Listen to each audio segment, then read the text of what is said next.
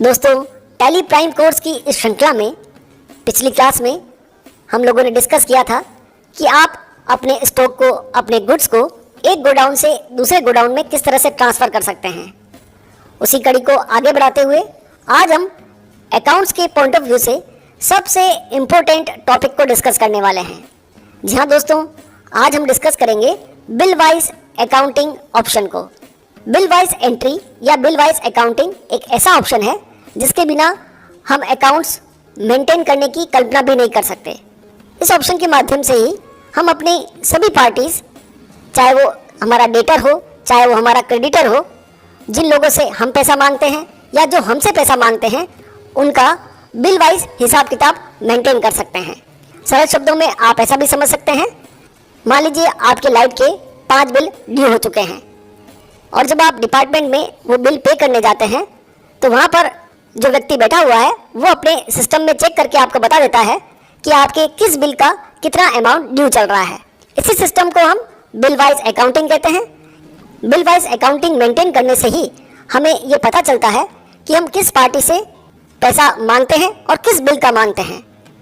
इसी तरह से जो पार्टीज हमसे पैसा मांगती हैं वो किस बिल का और कितना अमाउंट हमसे मांगती हैं। तो इस ऑप्शन के माध्यम से हम अपने बिजनेस में सारे आउटस्टैंडिंग रिपोर्ट्स, जिनमें बिल्स रिसीवेबल, बिल्स पेएबल आदि को अच्छी तरह से मेंटेन कर सकते हैं। आज की इस वीडियो में हम इसी ऑप्शन को डिटेल में डिस्कस करने वाले हैं। आगे बढ़ने से पहले हमेशा की तरह मेरा आपसे निवेदन है कि यदि अभी तक आपने हमारे इस चैनल को सब्सक्राइब नहीं किया है तो प्लीज़ अभी कर लीजिए। आइए शुरुआत करते हैं। जैसा कि मैंने अभी आपको बताया था, बिल वाइज अकाउंटिंग अकाउंट्स का सबसे इम्पोर्टेंट मेथड है। यही कारण है कि टैली में यह ऑप्शन बाय डिफ़ॉल्ट एक्टिवेट रहता है। आप गेटवे ऑफ टैली में खड़े रहते हुए जब F11 प्रेस करेंगे तो यहाँ आपको फीचर्स दिखाई देंगे। इसमें अकाउंटिंग वाले सेक्शन में आप देखेंगे पहला ऑप्शन है मेंटेन अकाउंट्स, वो यस है, और उसके नीचे आपको मिलेगा इनेबल बिल वाइज एंट्री, और ये ऑप्शन भी बाय डिफ़ॉल्ट यस रहता है। और इसी ऑप्शन के माध्यम से हम अपने अकाउंट्स को बिल वाइज मेंटेन कर सकते हैं। दूसरा, बिल वाइज अकाउंट्स को मेंटेन करने के लिए जब भी हम अपने पार्टीज मीन्स डेटर और क्रेडिटर के लेजर्स बनाते हैं, उन लेजर्स में आपको यहाँ रखना है, ध्यान रखना है कि जितने भी हमारे डेटर होंगे, जितने भी हमारे क्रेडिटर होंगे, उन सभी के लेजर्स को क्रिएट करते समय हमें maintain balance bill bye bill इस ऑप्शन को यस रखना है। बाय डिफ़ॉल्ट ये ऑप्शन यस रहता है। मान लीजिए आपकी कंपनी में ये यस नहीं है तो आप इसे यस कर लीजिएगा। जितने भी आपके डेटर और क्रेडिटर हैं उन सभी के लेजर पर maintain balance bill bye bill इस ऑप्शन को यस रखना है। जिस पार्टी के लेजर में आप इस ऑप्शन को यस करेंगे उसी पार्टी का बैलेंस या उसी पार्टी का हिसाब किताब आप बिल वाइज मेंटेन कर पाएंगे। अब दोस्तों, यहाँ पर मैं एक एग्जाम्पल के लिए आपको एक एंट्री परचेज की पास करके दिखाता हूँ कि किस तरह से ये बिल वाइज अकाउंटिंग वाला फीचर काम करता है। सबसे पहले टैली प्राइम में हमने परचेज वाउचर ओपन कर लिया है और यहाँ आपको दिखाई दे रहा है सप्लायर इनवॉइस नंबर। जिस पार्टी से आपने गुड्स परचेज किया है उसने जो बिल आपको दिया है उस बिल पर कोई न कोई बिल का नंबर होगा, वो नंबर आपको यहाँ पर टाइप करना होता है। तो सप्लायर इनवॉइस नंबर में सपोज हमने यहाँ पर डाल दिया है 101। पार्टी का नाम हम यहाँ पर ले लेते हैं Raj infotech. Purchase ledger purchase, name of item में LG मॉनिटर, और इस कंपनी में गोडाउन्स हमने एक्टिवेट कर रखे थे तो यहाँ से मैं इन स्टोर गोडाउन का यूज़ करता हूँ। क्वांटिटी 10, रेट उसकी 4000 रखता हूँ। और जैसे ही आप एंटर प्रेस करते हुए इस एंट्री को सेव करेंगे तो सेव करते समय आपको यहाँ पर मेथड ऑफ बिल एडजस्टमेंट दिखाई देंगे। ये जो 4 ऑप्शन है, advance, against reference, new reference और ऑन अकाउंट, इन्हीं 4 ऑप्शन के माध्यम से हम बिल वाइज अकाउंट्स मेंटेन करते हैं। हम अभी बारी बारी से इन 4 ऑप्शंस को समझने वाले हैं कि इन ऑप्शंस का क्या यूज़ है और किस तरह से हमें अपने बिल के साथ कौन से ऑप्शन को यूज़ करना है। दोस्तों, कई बार हमें ये 4 ऑप्शन अपने स्क्रीन पर दिखाई नहीं देते हैं। यदि आपकी टैली प्राइम में आपको भी ये 4 ऑप्शन अपनी स्क्रीन पर दिखाई नहीं दे रहे हैं तो इसके लिए आपको F12 प्रेस करना है और F12 में आप 2 ऑप्शन का ध्यान रखेंगे। First option use default bill details for bill allocation, इस ऑप्शन को आपको नो रखना है। जब आप इसे नो रखते हुए कंट्रोल A से सेव करते हुए बाहर आएंगे तो आपको अपनी स्क्रीन पर ये 4 ऑप्शन दिखाई देंगे। और इसी तरह से कई बार ऊपर जो परचेज वाउचर में सप्लायर इनवॉइस नंबर दिया गया है ये भी हमें शो नहीं होता है, तो उस कंडीशन में भी आपको F12 प्रेस करना है और यहाँ पर आपको ऑप्शन दिखाई देगा प्रोवाइड सप्लायर इनवॉइस डिटेल। इस ऑप्शन को आपको यस रखना है। जब आप इस ऑप्शन को यस कर देंगे तो आपको अपने परचेज वाउचर में सप्लायर इनवॉइस नंबर का ऑप्शन दिखने लगेगा और आप अपने सप्लायर के इनवॉइस नंबर को यहाँ इनपुट कर पाएंगे। अब हम इन 4 ऑप्शंस को बारी बारी से समझने का प्रयास करते हैं।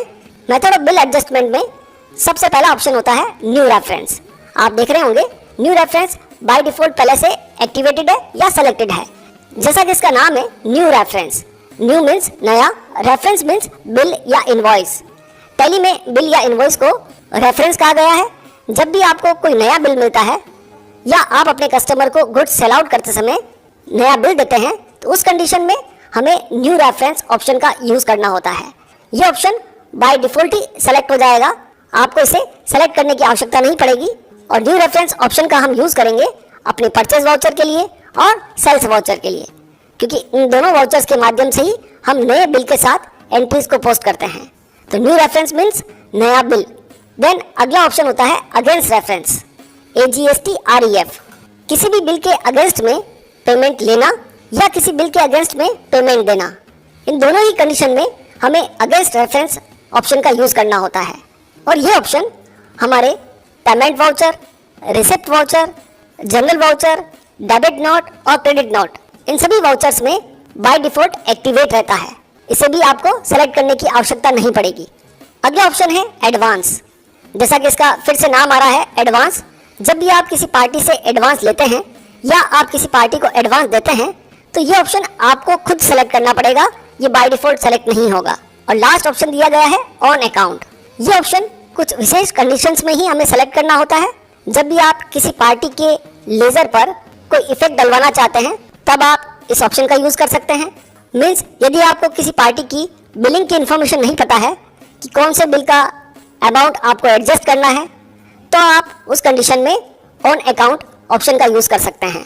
इसी तरह से चेक डिसऑनर होने पर, किसी पार्टी के बिहाफ पर पेमेंट करने पर या किसी पार्टी के लेजर पर इंटरेस्ट, फाइन, पेनल्टी चार्ज करने पर या किसी पार्टी को लमसम पेमेंट करने पर या उससे लमसम पेमेंट लेने पर, इन सभी कंडीशन में हम ऑन अकाउंट ऑप्शन का यूज करते हैं। इस ऑप्शन को यूज करने से उस पार्टी के लेजर पर डायरेक्टली इफेक्ट आता है, किसी भी बिल पर कोई प्रभाव नहीं पड़ता। अब आइए एक एक करके इन चारों ऑप्शंस को प्रैक्टिकली यूज करके देखते हैं। तो सबसे पहले हम लोग परचेज वाउचर के माध्यम से एक नया बिल पोस्ट कर रहे हैं, इसलिए यहाँ पर न्यू रेफरेंस लेते हुए इस एंट्री को हम सेव करेंगे। दोस्तों आपको ये भी ध्यान रखना है कि जो रेफरेंस नंबर अभी आपने परचेज इनवॉइस में इनपुट किया है वही रेफरेंस नंबर हमें यहाँ पर नेम वाले कॉलम में दिखाई देना चाहिए और इस तरह से आपको अपनी एंट्रीज को पोस्ट करना है। न्यू रेफरेंस के बाद हम अगला एग्जांपल लेते हैं अगेंस्ट रेफरेंस का, और उसके लिए हम इस पार्टी को जिससे हमने गुड्स परचेज किया था उसे पेमेंट करना चाहते हैं। तो यदि आप पेमेंट वाउचर में जाएंगे, पार्टी का नाम सेलेक्ट करेंगे और उसे पेमेंट करने के लिए अमाउंट को यहाँ पर पुट करेंगे। जैसे ही आप एंटर करेंगे तो फिर से आपको उस पार्टी को पेमेंट करने के लिए अगेंस्ट रेफरेंस ऑटोमेटिकली डिस्प्ले होगा और अगेंस्ट रेफरेंस को सेलेक्ट करने के बाद उस पार्टी के जितने भी ड्यू और पेंडिंग बिल्स हैं उनकी लिस्ट आपको अपनी स्क्रीन पर दिखाई देगी। अब आपको 10,000 का पेमेंट करना है तो किस बिल के अगेंस्ट में आप पेमेंट करना चाहते हैं वो बिल आपको यहाँ पर सेलेक्ट करना होगा। जैसे अभी मैंने 101 इनवॉइस को यहाँ पर एंटर करके आपको बताया था, तो उसी बिल को मैं यहाँ से सेलेक्ट कर लेता हूँ और देन फिर 10,000 उसमें से एडजस्ट कर लेता हूँ। तो दोस्तों आपको समझ में आया होगा कि हमें अगेंस्ट रेफरेंस कब यूज़ करना है और न्यू रेफरेंस कब यूज़ करना है। अगेंस्ट रेफरेंस हम किसी भी बिल के अगेंस्ट में पेमेंट करने या किसी बिल के अगेंस्ट में अमाउंट को रिसीव करते समय जनरली करते हैं। इसी तरह से सेल्स रिटर्न और परचेज रिटर्न जो कि आप जनरल वाउचर या क्रेडिट और डेबिट नोट के अंदर पास करते हैं, वहाँ पर भी आप अगेंस्ट रेफरेंस का यूज़ करते हुए एंट्रीज को पोस्ट कर सकते हैं। अगला हमारा मेथड ऑफ बिल एडजस्टमेंट है एडवांस, और उसके लिए मान लीजिए आपको किसी पार्टी से एडवांस रिसीव होता है तो उस कंडीशन में आपको एडवांस ऑप्शन का यूज़ करना है। जैसे हमारी एक पार्टी है दीपक कंप्यूटर्स, उनसे हमें 10,000 रिसीव हुआ। अब दोस्तों एडवांस वाले ऑप्शन को हमें खुद सेलेक्ट करना पड़ता है, ये ऑप्शन अपने आप सेलेक्ट नहीं होता। इसलिए जब भी आप किसी पार्टी से एडवांस लें या आपको एडवांस देना हो तब उस कंडीशन में आप एडवांस ऑप्शन खुद सेलेक्ट करें और जो रेफरेंस नंबर आप डालना चाहते हैं वो रेफरेंस नंबर आप खुद भी यहाँ पर टाइप करते हुए नया क्रिएट कर सकते हैं। अब यदि इस एडवांस के अगेंस्ट में हम उन्हें गुड सेल आउट करते हैं तो वो किस तरह से करेंगे वो भी आइए देख लेते हैं। हमने दीपक नाम के एक पार्टी से एडवांस ले लिया है। अब इसके अगेंस्ट में हम उन्हें गुड सेल आउट करना चाहते हैं तो यहाँ पर फिर से सेल्स वाउचर हमने ओपन किया है। रेफरेंस नंबर यहाँ पर हम इनपुट कर लेते हैं 201 party Deepak computers sales ledger sales.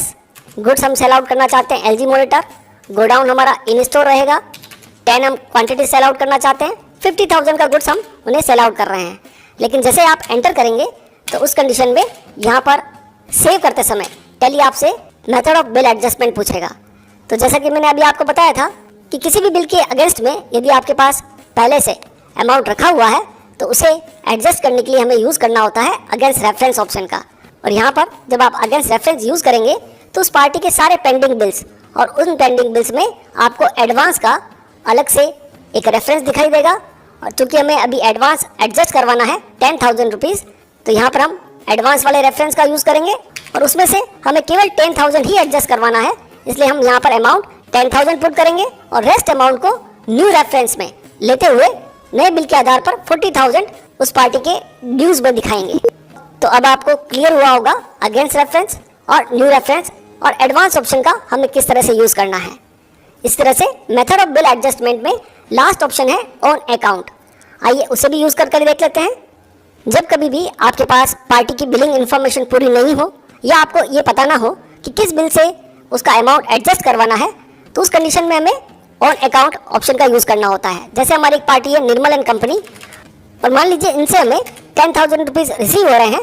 लेकिन यहाँ पर यदि आप अगेंस्ट रेफरेंस यूज़ करेंगे तो उस पार्टी का कोई भी बिल अभी हमें यहाँ ड्यू में दिखाई नहीं दे रहा है या उसकी बिलिंग इन्फॉर्मेशन हमारे पास नहीं है। उस कंडीशन में हमें ऑन अकाउंट ऑप्शन का यूज़ करते हुए इस बिल को एडजस्ट करना होता है।